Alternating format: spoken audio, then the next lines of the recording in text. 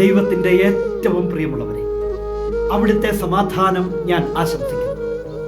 ഇന്ന് കർത്താവ് നമുക്ക് നൽകുന്ന ദൂത് വിശുദ്ധ യോഹന്നാൻ എഴുതിയ സുവിശേഷം 20-ാം അധ്യായം 16-ാം തിരുവചനം. യേശു അവളെ വിളിച്ചു മറിയം.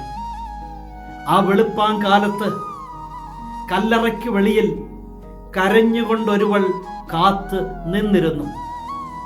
ഉയർത്തെഴുന്നേറ്റ ക്രിസ്തു അവളുടെ അടുത്ത് വന്ന് തന്നെ വെളിപ്പെടുത്തിക്കൊണ്ട് അവളെ പേരെടുത്ത് വിളിച്ചു മറിയം. ഒരു കണ്ണുനീരും വിലയില്ലാത്തതല്ല, ഒരു കാത്തിരിപ്പും വിലയില്ലാത്തതല്ല. യഥാർത്ഥ സ്നേഹം ദൈവം തിരിച്ചറിയും.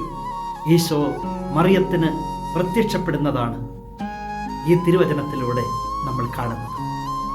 ഇന്ന് ഈ ദൂത് കേൾക്കുന്ന എൻ്റെ പ്രിയമുള്ളവരെ, ഉയർത്തെഴുന്നേറ്റ നാഥൻ ആദ്യം തന്നെ വെളിപ്പെടുത്തിക്കൊണ്ട് പ്രത്യക്ഷപ്പെടുന്നത് മറിയത്തിന്.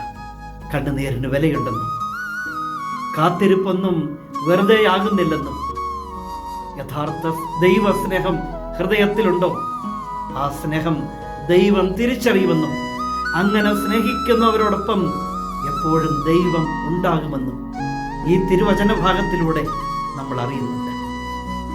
ഉള്ളം തുറന്ന് കർത്താവിനെ സ്നേഹിക്കാൻ സാധിക്കട്ടെ. ആ സ്നേഹം കടന്നു പോകില്ല അവിടുന്ന്.